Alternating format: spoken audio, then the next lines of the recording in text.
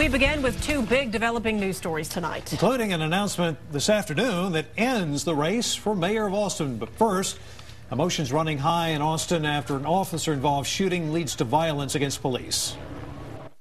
We've had 8 officers with minor injuries, 8 patrol cars that have been damaged, and there is no excuse for violence. Now here's what we know right now. About 5 o'clock this morning, 18-year-old Nathaniel Sanders was shot and killed at the Walnut Creek Apartments off Springdale Road. 8-year senior officer Leonardo Quintana says he shot Sanders because the suspect reached for a gun. He also shot and wounded a second man. A few hours later, an angry crowd gathered, pelting police with rocks and bottles. Several officers were hurt. Patrol cars were damaged. That heated incident prompted city officials to hold a news conference this afternoon, just pleading for peace. Well, tonight, the Austin News Team has in-depth coverage for you, from family reaction to questions of officer protocol. We begin with KXAN's Shannon Powell, live from the Northeast Austin neighborhood where the shooting happened. Shannon? Well, Leslie, we'll start by telling you that shooting scene early this morning did result in more violence later on this morning. We're talking 8 police cars that were damaged, 8 police officers that were slightly injured. Even Chief Acevedo said that a bottle was thrown at him. And in the end, 3 people involved in some of that violence, they were arrested. It's a scene that city leaders say they hope they won't see again. Community leaders stood unified and are calling for peace. We do want cool heads to prevail and to let the mechanisms work that are in place. Peace is needed after this scene, just hours after an Austin police officer shoots and kills a suspect.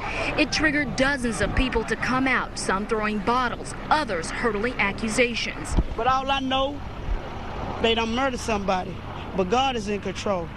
When are they going to stop killing? You know, they can't give life. Why should they take it? I'm quite sure they could have found another way. A thought process which resonated through the crowd that gathered and shouted at police.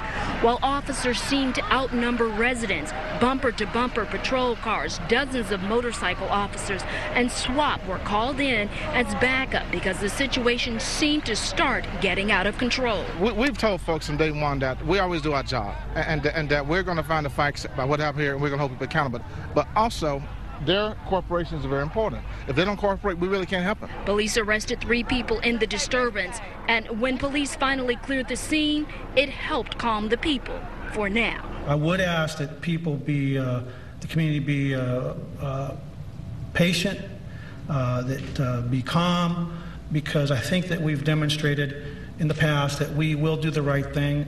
We are not going to hide the facts. We will be transparent. Now, we are told that the second suspect who was shot in this case is in the hospital in stable condition. He is recovering from his injuries. And while it is much calmer out here right now, we still see a police presence in and around this community, which could continue for several days to come. And every city leader, from the mayor right down to the NAACP and some neighborhood associations, are looking into this investigation. So there is much more to the story, and it will continue for days and weeks to come. Reporting live in Northeast Austin, Shannon Powell, KXAN Austin News. The man who was killed today, 18-year-old Nathaniel Sanders, was a star basketball player at Travis High School. Sanders completed the 11th grade in 2007 and did not return to campus for his senior year. We've learned that Sanders did have a few prior arrests. In January of this year, he was charged with possession of a controlled substance. And last Thursday, police arrested Sanders in connection with an Austin ATM robbery. He died of a gunshot wound early this morning. Continuing our coverage on KXAN, our Carla Castaño joins us live with reaction from his family. This actually all started when residents here at the Walnut Creek apartment complex called police, reporting some men were firing a gun off in the air over the weekend. Now, they described that vehicle to be a Mercedes-Benz station wagon. Police early this morning arrived here at the apartment complex and saw a vehicle meeting that description parked inside. They say one of the men inside that vehicle was armed.